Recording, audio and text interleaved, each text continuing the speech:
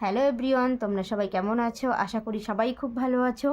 আর এই ঠান্ডায় কিন্তু আমরা একদমই ভালো নেই, কারণ এত পরিমাণে ঠান্ডা পড়েছে তোমাদেরকে কি বলবো।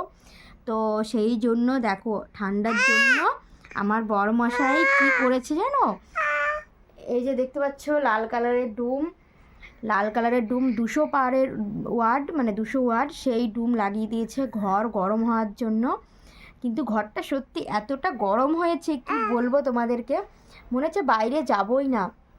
বাইরে গেলে মনে হচ্ছে ওরে বাবা রে, এত পরিমাণে ঠান্ডা, বাইরে যেতে ইচ্ছা করছে না, মনে হচ্ছে ঘরেই বসে থাকি।